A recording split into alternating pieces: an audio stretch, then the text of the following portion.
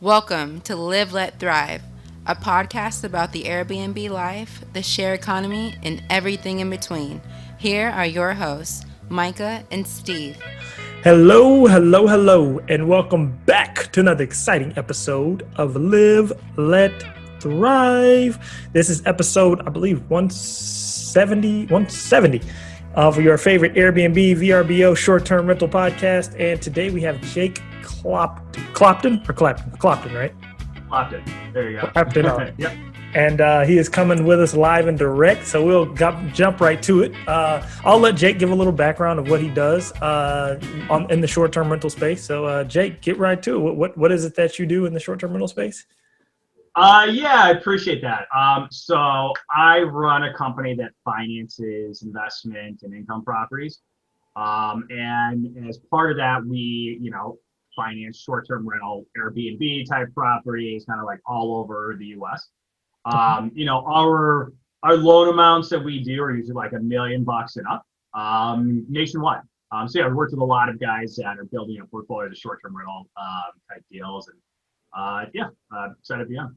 Okay, so with you doing like $1 million and up, you don't do any residential, right? Or you do some residential?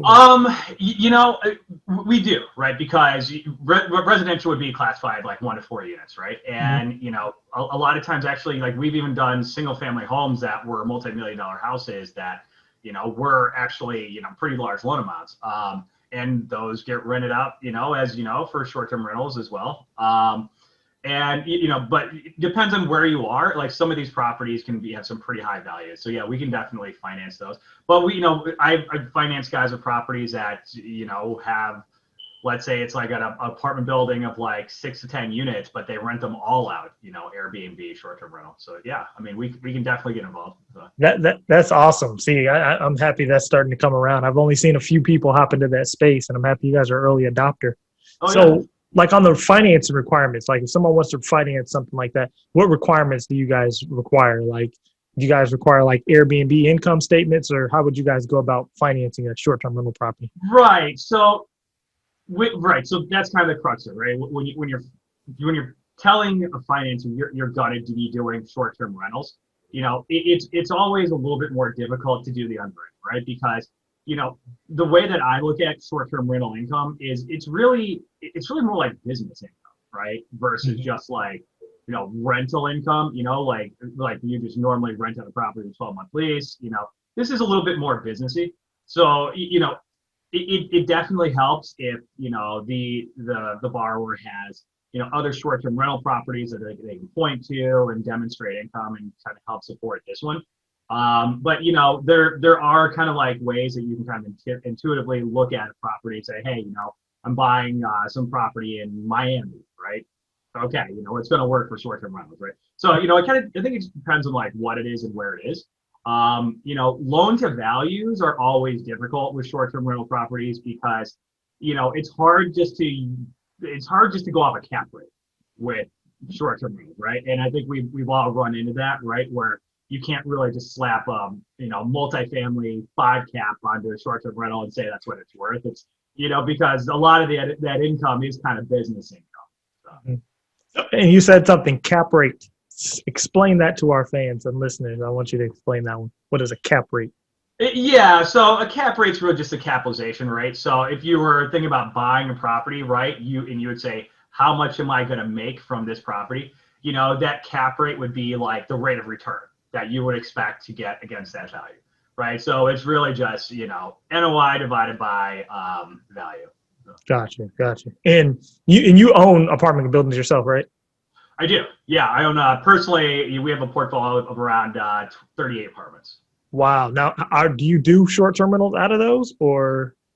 We don't. So I'm in Chicago, and I like to I like to touch everything that I invest in, and the apartments that we own wouldn't really work well with short-term rental properties. That being said, it's definitely something that like I think as some of the areas that we're in like develop, we'd probably look into. Okay. Is it due to like the class of the neighborhood and things like that? Yeah, and just kind of like where they're located. They're more residential type neighborhoods, like near schools and stuff like that. Gotcha. And not really like, kind of near attractions and restaurants, stuff like that. Yeah. Gotcha. And so let's say like, and back to the financing part, like let's say a guy who arbitrages, because I do arbitrage and I buy, right? So let's say, hey, I want financing on a fourplex, and I have a S-corp. Could you guys finance off that? Just my S-corp tax returns for the last 2 years? Yeah, I mean, I think it depends on how your S-corp is set up, right? So if you're like running all of your income through the S-corp, right, and that's just the business, right? So when you say arbitrage, I guess you're saying you set up a lease and then you like apartment lease and then you rent that out short term, right? So if you're doing everything from that and you've got that like several years of like actual tax return like type income, yeah, you probably use that to help support and buy property. I do see guys try to like do one property per entity, right, per like LLC or whatnot, and putting the residential properties into LLCs kind of knocks you out of like being able to do like residential mortgages like you do on your house, right? Like that, just see a lot of guys just like pick up houses like as like a second home loan and stuff like that. And that's really a competitive way to like get financing for like the first couple of properties, right? But as I'm sure you know, man, if you put it in a corporation, that kicks it out immediately from being able to do those types of loans. Really? See, I haven't hopped into that yet. All mine, and I do plan on switching them over to like LLCs and corporations, but I lease all my properties to my LLC, and then they pay me rent, and then I arbitrage them. Oh, got it. Interesting. Yeah. Okay. So with something like that, like, would you guys use like? I guess I would have personal income technically, because right. So I could use that as well, right? Yeah, I mean, as long as there's income that shows up on a tax return that Perfect. has kind of been there for a couple of years, it's definitely something we can look at. Okay. And do you guys do any like fix? I know you guys do mainly multifamily. Do you guys do any like fix and rent? Like if I'm trying to burr property, or you guys aren't in that space? No, I mean we do fix and flip stuff. We actually do like home builder financing and stuff like that. And we'll do smaller stuff. It's just the areas we're in, it's difficult to do just like a small like one-off deal, right? Mm-hmm. So if somebody came and said, hey, we've got a fix and flip business and we do 10, 20 deals a year, like okay, that's like repetitive business over time that'll make a lot of sense, right? It's just the one-off like $200,000 deals that are difficult to get done by themselves. Gotcha. Makes sense. Oh, so how long you been in the business? Like, I started this company 12 years ago. So it's been a minute. Yeah. 12 years ago. You've been everything. Now, you do in what states do you do this in? All 50? Every state. Yeah. Nationwide. Wow. Okay. And where is like the majority of like your do you already have like short-term rental properties that you guys have financed in your portfolio? Or? Yeah, I mean, a lot of the stuff that we see and we do are in cities and areas where it makes sense, right? Where you get people that are traveling to. I mean, especially right after COVID and everything happened, so you would think of like the areas are probably not like big cities, more like secondary cities and like areas where like it wasn't so strict, like Florida, Texas, Nashville's really hot right now. We've done a lot of stuff in Nashville. Anywhere where, I would say, just coming from Chicago, man, like you want to, everybody here just wanted to escape last year, and so he was going to places like Nashville, anywhere in Florida, Arizona, just to get away, and, short-term rental stuff that made a lot of sense because you could stay away from the hotels. You didn't have to be near a lot of people, so I think that was like, this was like, Airbnb's like time, you know what I mean? This is really their time to shine, man. So. Yeah, especially the staycations, things like that, for sure. Yeah, man, yeah. And the remote work still, people are still doing the staycation. For sure. So Nashville. So have you been out like a little bit past Nashville to like the Smokies and things like that? Not out that far. Okay. We're still kind of in like, so the surrounding areas of the cities, but I think if there was, an area that's like has a lot of leisure travel or just destination travel, it really made sense. We would go there. Okay. And what do your typical rates look like on a short-term rental type investment? Yeah, so it's going to be something for if it's a permanent loan, it's going to be like bank rates basically, right? Like Okay. 4.5 something for today. If you, for instance, I know the guys that are willing to do like residential type mortgages, like you buy a house and you get a residential instead of a commercial mortgage. You can just get a straightforward like 3% rate or something on that today. But that but that's it. You have to hold it personally and do all that Mhm. stuff, right? Once you're kind of out of that space, going to the commercial space, you can expect to pay a little bit more in interest and probably come in with a little bit more down payment. So I would say the typical deal is probably like 4.5, a 5-year term, 25-year amortization, probably like 20 to 25% down. 20-25% down. Mm-hmm. Okay, that's not bad at all. Because I just I did. think it's pretty typical. Yeah. Especially like because the deals I'm doing, like I guess they're not looked at as short-term rental deals per se because I'm doing it traditionally, and then I'm kind of doing it on a traditional lease. So I guess it's not really short-term Right. And rental. honestly, that is a good way to approach it, right? Because you can go in and say, yeah, I'm going to buy this 4-unit multifamily building, right? And then, hey, after the loan closing, what do you do is up to you, right? So Yeah. So have you guys seen people like, hey, they're leasing these places to LLCs or to them?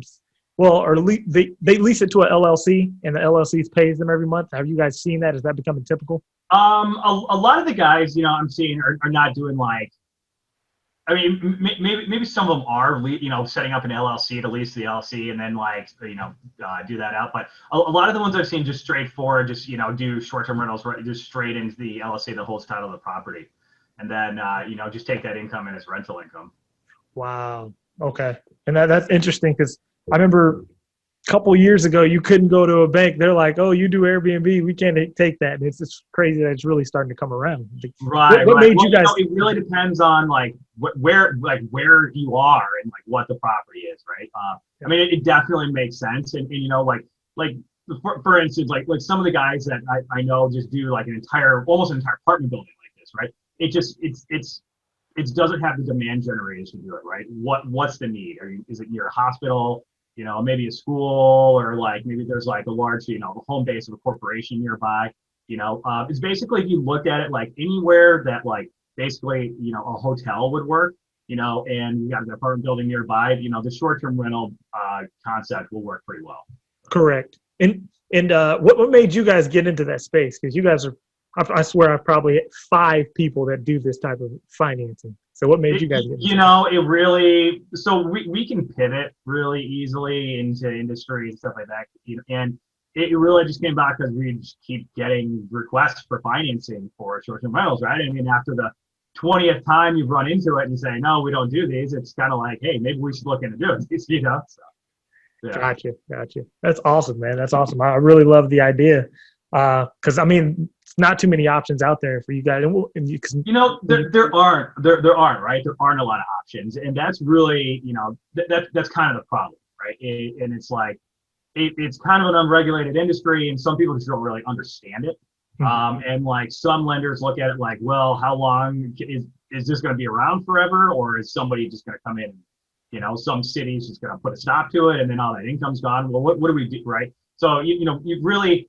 That's why the underwriting is conservative and really based on like the piece of real estate with what you could do with it if it wasn't short-term rentals, right? But so they're going to underwrite it to basically like market rents for multifamily, and then they're not going to go above kind of like a loan of value of what it would be if it was multifamily. I see, and I like that approach. I like that you guys look at it like that because the first thing I say when people say they don't do it, I'm like, just make it a traditional rental. It doesn't matter what I'm doing with, you know what I mean? Right. So, Right. yeah. The real estate's still the real estate, right? And then you've got a short-term rental business on top of it. That's awesome, man. That's awesome. But yeah, it's good that you guys got into it because it's very not new and it's definitely something that's groundbreaking. Now, you touched a good point. Like the places where these regulations are coming about, have you guys had problems like with COVID hitting and Airbnb shutting down people? Did you guys have any problems like with people not being able to pay or anything like that?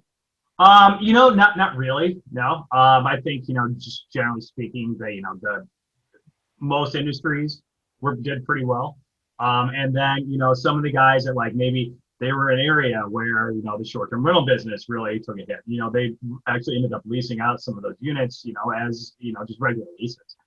So I think a lot of people have been able to pivot. And I think that's one of the, advantages to these types of properties, right? It's like if for some reason, right, if you're downtown Chicago and you're relying on short-term rentals, okay, well, maybe we can pivot into something else for the short term, right? And then, go back to it once that fits its spec. So. That's awesome. That's awesome. That's awesome. Yeah. So like, what are your guys' plans for the future with the short-term rentals and expanding your company? Well, the short-term rental space is extremely interesting. I think it's really just going to continue to grow, right? I mean, I obviously we just continue to see more and more loan requests and people kind of getting into the space, and it makes a lot of sense, right? Because I think the returns that you're getting by kind of going to that concept versus just traditional multifamily, if it works, it's significantly over what you can get for just regular rents, right? It's definitely more hands-on, but it's a lot more that you can get on the other side. So I think we're gonna continue to kind of build out what we have as far as loan product offerings, and probably do some more outreach to as people grow.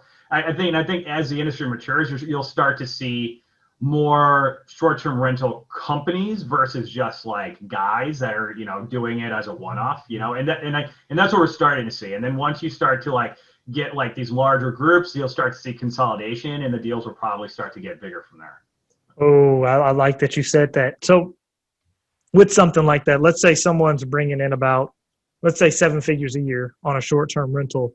What size of a loan could they bring in? Like, would you guys be able to offer in an instance like that? Because I mean, it totally depends, right? Because we definitely look at the income, but I'm going to be probably constrained based on the value of the real estate, right? So whatever the real estate, I'm getting. So the short-term rental income is always, I would say, offset, like larger than the value of the real estate, should be for the value of the real estate. So normally we're constrained by whatever the LTV is, which is going to be about 75% of whatever the assets the guy has. Okay. Because you're absolutely right. People are going the more professional route, and I think it's definitely starting to take over. The guy who's doing it here and there is definitely, because I've pivoted to that route to be, hey, let's get these units as LLC and let's take over like that. And that's interesting that you guys are starting to notice it as well. Yeah, well, I mean, even when I've gone and done a couple Airbnbs and vacation, the last couple times it's been a company and not just a guy, right? And when it first started out, it was like a guy, and he I was show up there with the keys, but now it's a real company, right? And I mean, it's very it's very hands off, and no, it's interesting how it's kind of evolved. So. Yeah, now, and I guess this is more of a question for our listeners and fans now. Are you more attracted to the unit if it's a company just for travel purposes? Not necessarily, right? Mm-hmm. If me as a traveler, I think I'm just probably more interested in the unit itself, and I think it also kind of depends on what I'm traveling for, right? Yeah. For instance, we just did an Airbnb, and we had a bachelor party in San Diego. And I was like, maybe we should look for a guy. He might be a little more lenient than a company. You know what I mean? So I think it depends on what your plans are. But I mean, I've stayed in both, and they were both great. So. Okay. Yeah, I was wondering because I have my company logo up. I'm like, maybe if it was a guy, and hosts, we always have that. You might get more, party type travelers. Yeah. Yeah, going the independent guy route. So yeah. Oh, okay. That's a good idea. I never thought about that. Yeah. So I guess if it's some dudes in there, okay. Yeah. Yeah, but that's interesting. Another point you bring up that's very important. I tell people, I only stay in Airbnbs if I'm going with a group. And if I usually stay in hotels, I don't, just because of the flexibility. But yeah, that's interesting. Right. Yeah. I mean, dude, the Airbnbs, they just make sense for groups, man. I mean, how many times you gone down somewhere with I don't know, 7-8 people, and then you're spread out all over the huge hotel because they can't get rooms and this and that. It's always, but then just find one Airbnb house and you're good to go. So. Yeah, it is. It's very lucrative. I'm loving it. I'm trying to grow in it as well. So yeah, and then financing is something I'm looking for, but we're doing it I'm doing it mainly on like single families. I do want to move into the commercial side as well. What would be your advice and the tips to move from the single family side to the commercial side with like on a short-term rental side space? Yeah, yeah. I mean, look, the business is still very similar, right? But I think once you add a lot of units in one spot, you got to make sure that you can consistently rent out all that units for that same spot, right? So if you've got a house, that property gets 100% rented with just one traveler. Here, you think you need a lot more like volume, right, to continuously keep all those units rented. So, that's one thing to think about is like, how many people can I consistently get at this property if I have to consistently fill 6 to 10 units or something like that, right? So just make sure that volume is there.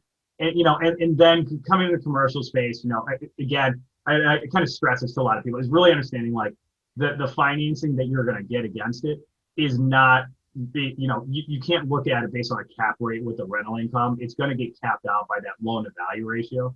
And, that's probably going to be no more than 75%, wherever you go. So, I'd say, stick with, buildings that are probably in that like 5 to 10 unit range, you can probably end up going to, either us or like small community regional banks, with a little bit more flexible, like Wells Fargo isn't going to do this. You know what I mean? You gotta find the people that are a little bit more willing to look at it and be a little more intuitive and work with it. Wow. So like the 5 to 10 units, you said you do have you have people that lend and then rent them all out on Airbnb?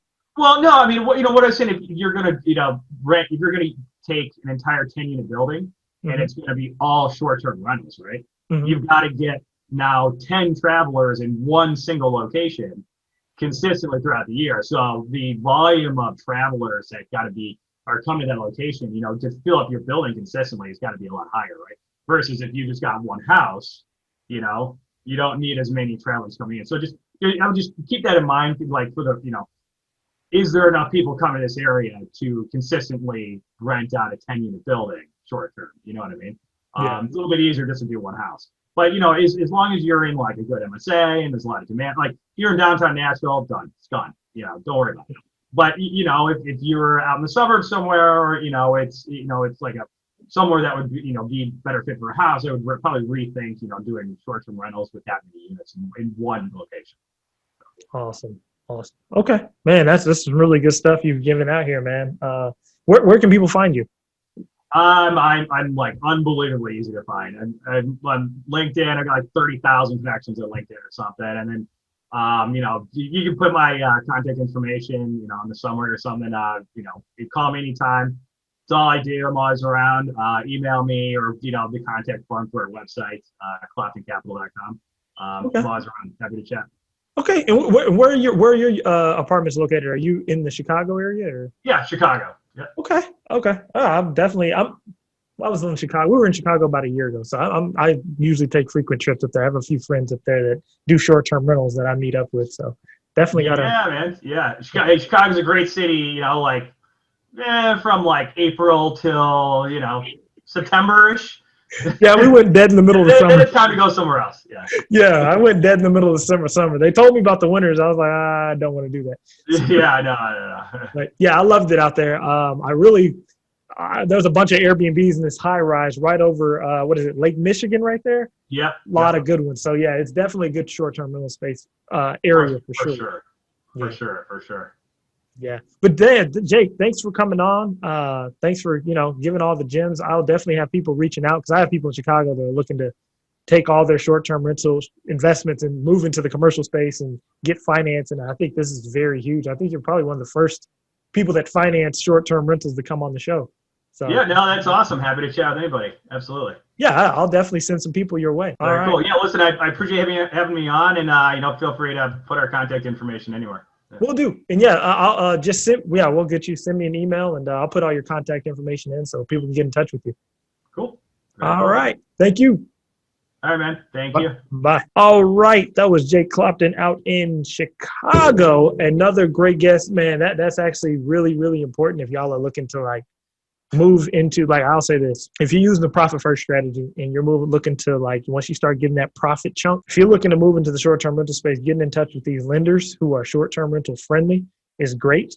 And also, if you notice in the video, in the interview, he said you can still get traditional rental income, traditional rental financing if you want to get on your short-term rentals. But yeah, I do tell people the leasing to the LLCs, showing a lease, it does help you. But with more people like Jake coming around, I think it's another few other ones out there that do short-term rental financing as well. I think it's about to really become a big thing within the next 2 years. So definitely be on the lookout. But in the meantime, like I was saying, you can always, rent to your LLC. But yeah, thank y'all again for coming on. Thank y'all for being listeners. Email us at liveletthrive@gmail.com and follow us at Live Let Thrive on Instagram. We are out. Peace. Thank you for tuning in to this week's episode of Live Let Thrive. Be sure to tune in next week for all the latest in the world of Airbnb and all that entails. Bye-bye.